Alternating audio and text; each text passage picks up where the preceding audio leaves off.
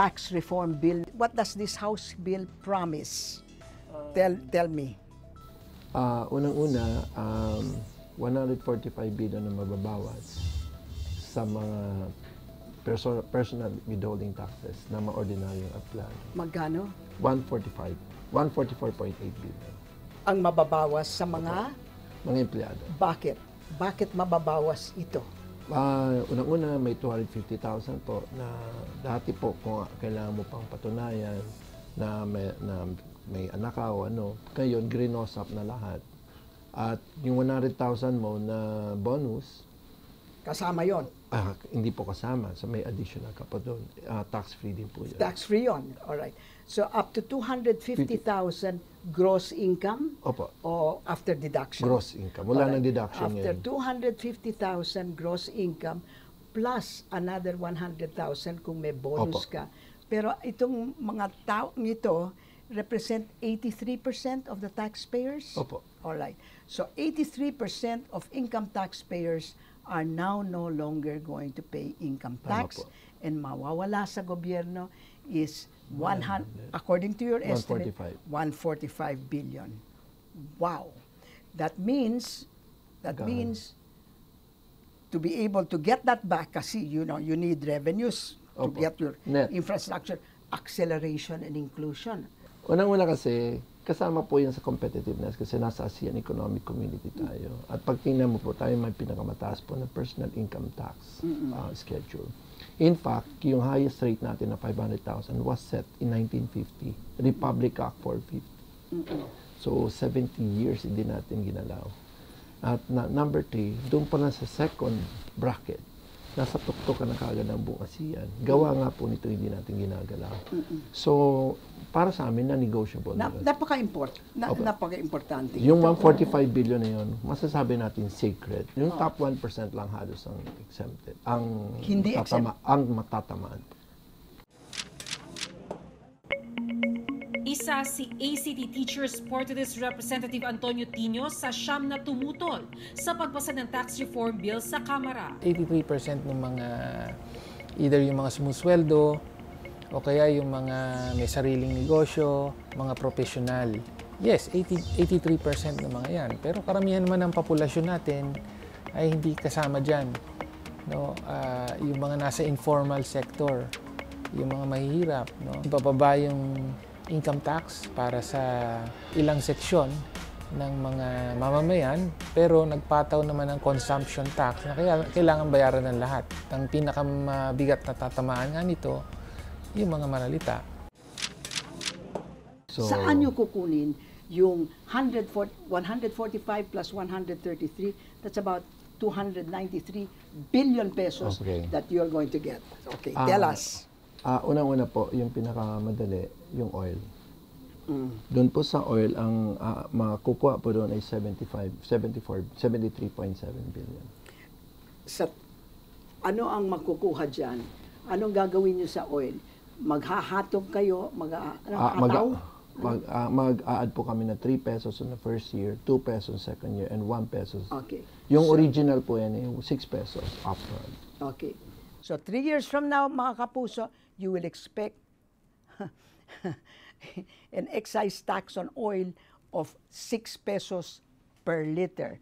What is it now? None. Zero. All right? Tapos sa buong mundo, tayo lang po ang walang excise tax. On oil? On oil, except for Mexico.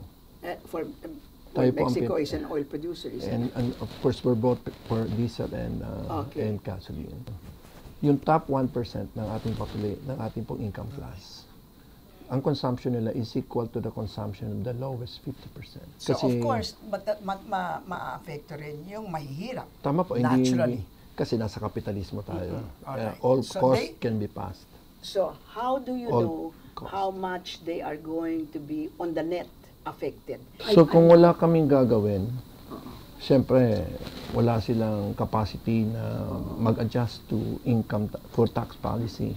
So net negative talaga po yan sa lowest 50%. Basically, ang mangyayari dito, pipigain ng gobyerno ang lahat, pero lalong-lalo na yung maralita, pinakamasakit sa maralita, para makapag-generate ng higit na pondo, no? Higit na malaki pa yung kikitain kaysa dun sa mawawala sa gobyerno. So this tax on oil is going to be negative. Hindi sila Across the board. makakakinabang. Pero mas negative sa taas. Of Yun ang course. kailangan namin ilipat sa kanila. Pero wala pa kayong plano para malipat. Marami na rin po, ma'am. Aya? Kasi yung napaka-successful, isa kayo doon ng proponent, yung ating 4Ps. Ngayon, based sa condition. Ngayon, wala nang condition. Basta nandun ka po sa lowest 50%, meron ka kaagad 3,600. Ganon? Opo. Ay, napabatas na ba yan? Nakalagay po doon ang enabling. Ako po yung una nagsulat niyan kasi yung original ng DOF wala. Sa sinasabi lang nila, true presentation.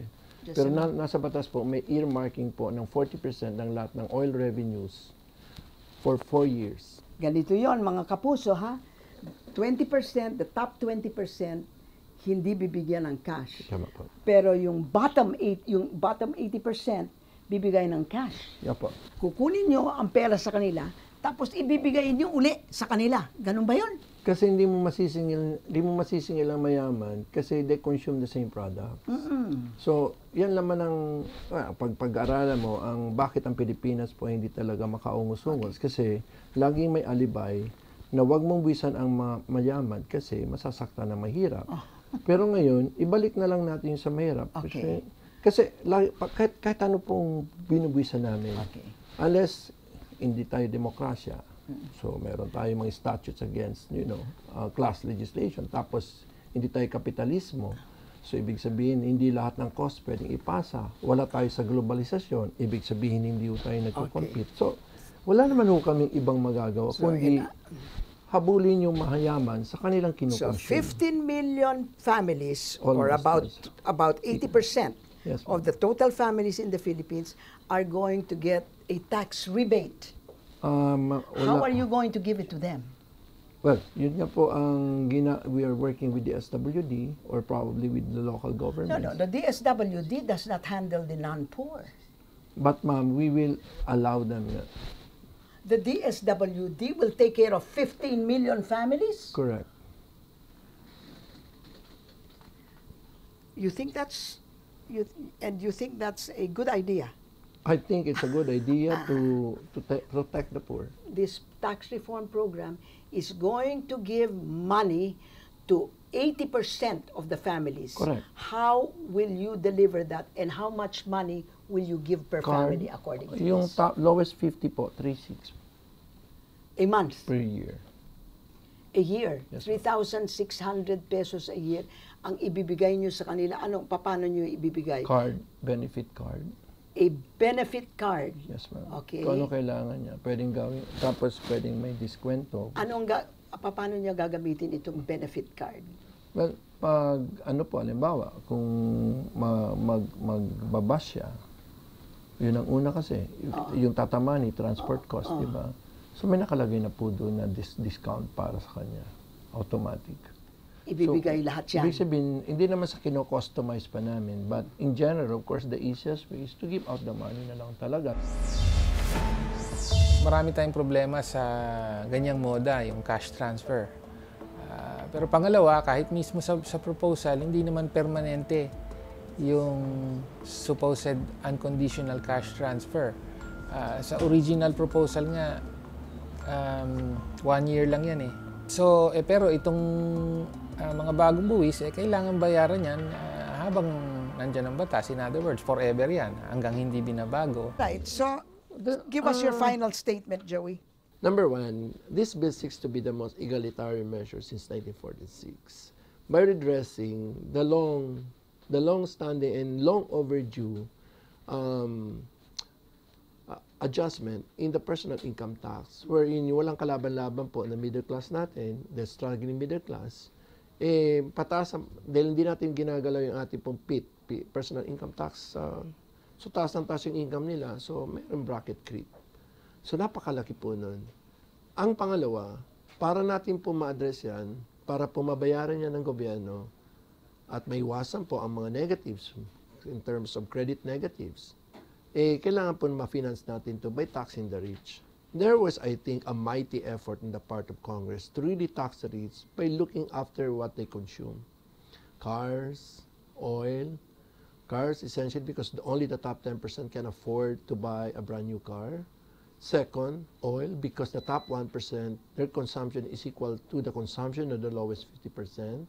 And third, because I think from 2% of GDP in 1990s, the excise tax on petroleum must fall into only 0.09% of GDP. So I think it is really asking for reforms.